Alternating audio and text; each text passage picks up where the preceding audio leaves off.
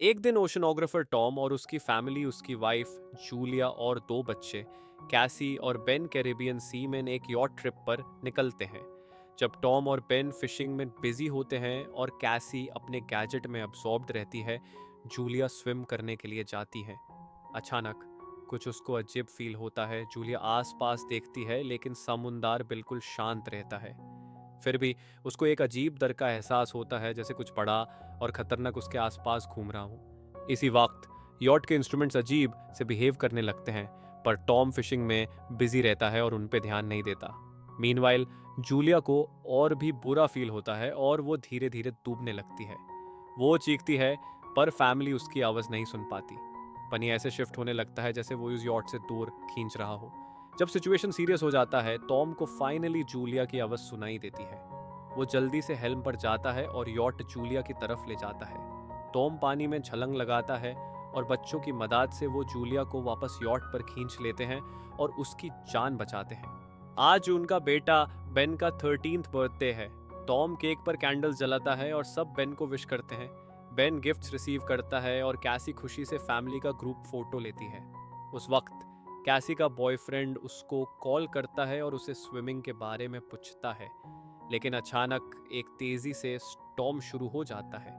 कैसी थोड़ा वरीड होती है, पर उसका बॉयफ्रेंड उससे भरोसा दिलाता है कि वो सेफ है। फिर कनेक्शन कट हो जाता है। कैसी अपने पेरेंट्स को स्टॉर्म के बारे में बताती है जो लैंड पर हो रहा है। तभी सब लोग हल्की सी झटकेन फील करते हैं और जल्दी से डेक पर जाते हैं। टॉम पानी में छलांग लगाता है और कुछ ही देर में वापस आता है, लेकिन इंजर्ड होता है। उसे समझने की कोशिश में कि क्या हो रहा है, उसका कट प्रोपेलर से लग गया था। जूलिया उसके शोल्डर पर स्टिचेस लगाती है और टॉम बताता है कि यॉट के शाफ्ट्स शायद टेल स्ट्राइक से बेंट हो गए हैं। अब उनके लिए वहां से निकलना मुश्किल है। बाद में कैसी कम्युनिकेशन रीएस्टैब्लिश करने की कोशिश करती है, पर कोई सिग्नल नहीं मिलता और रेडियो भी कोई सिग्नल कैच नहीं कर रहा। टॉम उनके सप्लाईज कैलकुलेट करना शुरू करता है। उनके पास लगभग 4 दिन का पानी है, उसे ज्यादा नहीं, लेकिन वो एक शिपिंग रूट पर हैं तो जरूर कोई उन्हें ढूंढ लेगा। तभी बाहर से कुछ ओमिनस साउंड्स आती हैं और जब फैमिली डेक पर जाती है, वो देखते हैं कि आसमान से ग्लोइंग ऑब्जेक्ट्स नीचे गिर रहे हैं। ये ऑब्जेक्ट्स और करीब आने लगते हैं और टॉम रिस्क उठा के इंजन स्टार्ट करता है। वो यॉट को अगले मीटियोराइट से बचाने में सफल होता है, पर इंजन फाइनली डैमेज हो जाता है। अगला ऑब्जेक्ट इतना करीब गिरता है कि एक तेज हवा चलने लगती है और सारे इंस्ट्रूमेंट्स हेवायर हो जाते हैं। सब लोग लाइफ जैकेट्स पहन लेते हैं और वर्स्ट के लिए प्रिपेयर करते हैं। तभी एक अजीब सी रिंगिंग साउंड सुनाई देती है, जो उन्हें नाक से खून बहने और चक्कर आने पर मजबूर कर देती है।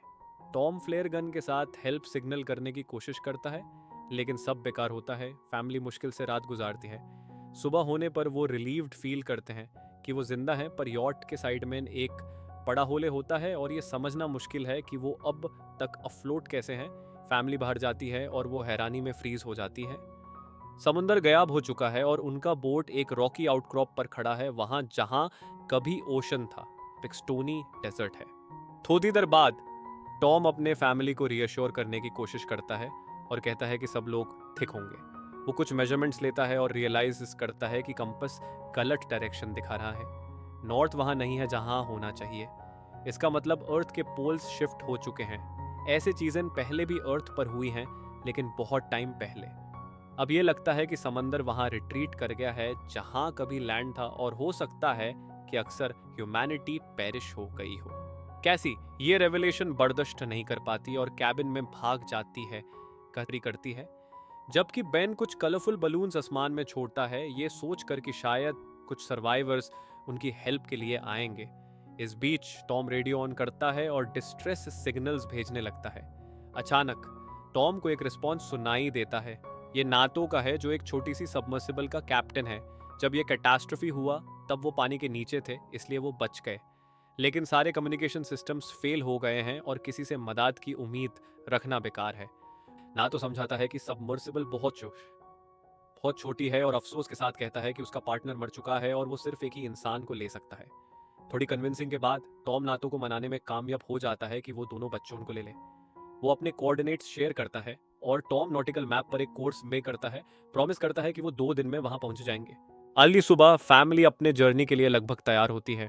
टॉम डेक पर आता है और अचानक एक आदमी को एक कुत्ते के साथ अपने तरफ आते हुए देखता है। वो उसकी तरफ बढ़ता है और उससे ग्रीट करता है, लेकिन नोटिस करता है कि वो आदमी इंजर्ड है। टॉम उस ट्रैवलर को पानी ऑफर करता है। आदमी पानी पीता है और फिर अचानक टॉम के चेहरे पर मुक्का मारता है, जो जूलिया देखती है। जूलिया अपने हस्बैंड की तरफ भगती है, पर ट्रैवलर एक मेकशिफ्ट स्पीयर को टॉम के सीने में घुसा देता है। कुत्ता जूलिया को दूर रखता है। जब वो हॉरर में फ्रीज हो जाती है, समझ जाती है कि अब टॉम को बचाना मुमकिन नहीं है। जूलिया यॉट की तरफ भागती है और वो आदमी उसका पीछा करता है। उसके हाथ को चोट भी लगती है। फिर भी जूलिया डेक पर चढ़ने में सफल होती है, और जब बच्चे उसकी चीखें सुनते हैं तो वो उसकी मदद के लिए धुदाती हैं। उन्हें मिलकर वो कैबिन के दरवाजों को बैरिकेड करते हैं। उसके बाद जूलिया कैसी और बेन को एक लॉकर में छुपा देती है, अपनी बेटी को फ्लेयर गन देती है और यूज सिर्फ लास्ट रिजॉर्ट में इस्तेमाल करने को कहती है। इस बीच वो किलर दरवाजों को तोड़ने की कोशिश करता है और आखिरकार सफल हो जाता है। जूलिया पीछे वाले बाथरूम में छुप जाती है और अपनी चोट को पैच अप करती है। वो इंट्रूडर सीधा गैली में जाता है और कुछ खाना उठाता है। उसकी भूख साफ दिखती है। एक कैन ऑफ फूड लेके वो यॉट में सर्च करना शुरू करता है, जबकि जूलिया खुद को किचन नाइफ से आर्म करती है। फैमिली एक सूखी रेगिस्तानी जमीन पर तेजी से भागती है और जल्दी ही एक रॉकी कैनियन में शेल्टर लेती है, जहां एक स्ट्रीम बह रही है, लेकिन वो पानी सॉल्टी है और पीने लायक नहीं है। कैसी अपने भाई के साथ थोड़ा सा पानी शेयर करती है, पर वो पीने से मना कर देता है। लड़का गिल्टी फील करता है, सोचता है शायद उसने किलर बलून्स देख लिए होंगे। कैसी भी ये बात बोल देती है, लेकिन जूलिया उसे रोकने के लिए कहती है और अपने बेटे को डिफेंड करती है, समझाती है कि उसने कोई बुरी नीयत से नहीं किया था। जूलिया बच्चों से कहती है कि वो अपने आप को संभालें, क्योंकि उनके आगे एक लंबी जर्नी है। तभी वो किलर को दोबारा देख लेती है, जो अब भी उनके ट्रेल का पीछा कर रहा है। फैमिली जल्दी से आगे बढ़ती है। उस शाम बेन एक हैमरहेड शार्क का कारकस पाता है और उसे बचर करने की कोशिश करता है, लेकिन जूलिया परस्यूअर को देख लेती है और बच्चों को भागने के लिए कहती है। वो जल्दी ही एक फील्ड में पहुंचते हैं, जहां पहले टॉक्सिक वेस्ट के बैरल्स फ्लड में डूब चुके थे। जूलिया कंटामिनेशन का रिस्क लेते हुए भी बच्चों को आगे बढ़ने के लिए कह देती है, क्योंकि वो जानती है कि किलर अब भी उनके पीछे है। फैमिली फॉर्मर ओशन फ्लोर पर चलती है, जहां वो ह्यूमंस द्वारा डंप की गई प्लास्टिक और ट्रैश के पाइल्स के बीच से गुजर रहे हैं। जल्दी ही जूलिया नोटिस करती है कि बेन सिवियरली डिहाइड्रेटेड है और वो उसे पानी की आखिरी बूंदें देती है। कैसी का ब्रेकडाउन हो जाता है। वो ये सोचती है कि उनके पास सर्वाइवल का कोई चांस नहीं है, पर जूलिया उन्हें आगे बढ़ने का कमांड देती है। आखिरकार उन्हें एक प्लेन का फ्यूजलाज मिलता है, जो बहुत पहले समुद्र में क्रैश हुआ था। वो उसमें क्रॉल करके रेस्ट करने की कोशिश करते हैं। जूलिया अपनी फैमिली की आखिरी फोटो देखती है और टॉम के साथ अपनी पहली मुलाकात का किस्सा सुनाती है, जो उसके हॉस्पिटल में हुआ था, जब टॉम को एक फेल डाइव के बाद डीकम्प्रेशन सिकनेस के साथ लाया गया था। बच्चे अपने फादर को याद करके रोते हैं और उसे अपना फाइनल गुड बाय कहते हैं। जैसे ही वो उसको पकड़ने के लिए हाथ बढ़ाता है, जूलिया उस पर अटैक कर देती है और नाइफ से उस आदमी को मार देती है। सुबह होते ही फैमिली अपनी जर्नी कंटिन्यू करने की तैयारी करती है, पर उन्हें पता चलता है कि किलर का बॉडी अब स्कैवेंज्ड हो चुका है। ये इस बात का साइन है कि डेजर्ट में ह्यूमन से भी ज्यादा खतरनाक चीजें हैं। वो आगे बढ़ते हैं और जूलिया मैप कंसल्ट करती है। तभी बेन अचानक आगे रश करता है। उसकी माँ उसे रुकने के लिए चीखती है, पर वो एक सॉल्टी पडल की तरफ दौड़ता है और कुछ सिप्स पी लेता है। जूलिया उसे खींचकर वहां से ले आती है, पर बेन बीमार महसूस करने लगता है। जल्दी ही वो कुछ प्लास्टिक चेयर्स के पास पहुंचते हैं और उनसे एक मेकशिफ्ट शेल्टर बना लेते हैं, जो उन्हें धूप से बचाए। वो उसमें रेस्ट करते हैं। तभी जूलिया कुछ अजीब सी आवाजें सुनती है। वो बाहर जाती है और कुछ ऐसा देखती है जो उसे बच्चों को जगाने पर मजबूर कर देता है। नई डेंजर को समझकर वो भागना शुरू कर देते हैं। जल्दी ही उन्हें दूर एक लार्ज शिप दिखाई देती है, जो क्रैश्ड कंटेनर्स से घिरी हुई है और कुछ लोग वहां इधर उधर घूम रहे हैं। जूलिया उन्हें आवाज देती है, पर वो लोग थाउजेंड्स ऑफ जायंट क्रैब्स को देखते ही एक कंटेनर में दौड़कर घुस जाते हैं और दरवाजे लॉक कर लेते हैं। जूलिया की मदद के लिए पुलिस को इग्नोर करते हुए वो तीनों एक कंटेनर पर चढ़ जाते हैं, पर क्रैब्स फिर भी जूलिया की लेग में चोट लगा देते हैं। जूलिया, कैसी और बेन वहां बैठे देखते हैं कि वो क्रैब्स कंटेनर के दरवाजों के क्रैक से अंदर घुस रहे हैं। और अंदर के सभी लोगों को मार देते हैं, चाहे वो कितनी ही कोशिश क्यों ना कर लें अपने आप को बचाने की। लोग क्रैब्स को रोकने की कोशिश करते हैं, लेकिन वो सफल नहीं होते। जूलिया अपनी लेग पर एक स्कार्फ बांधती है और बेहोश हो जाती है। अगले सुबह जब वो उठती है तो वो अकेली होती है और घबरा कर बच्चों को पुकारती है।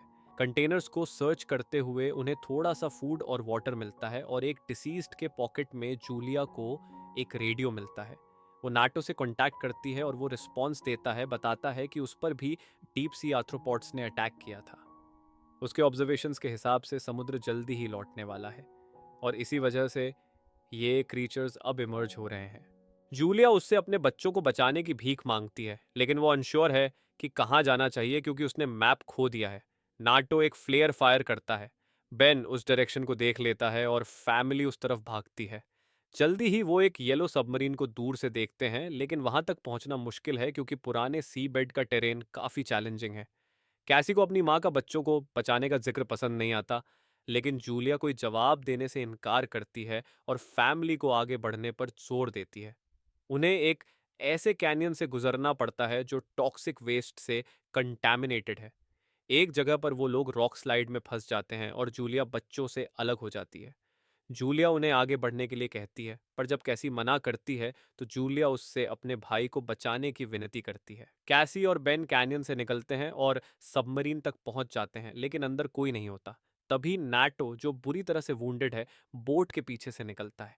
वो ये मान लेता है कि उसके पास सरवाइव करने का कोई चांस नहीं है और उन्हें बोर्ड पर चढ़ने का ऑर्डर देता है।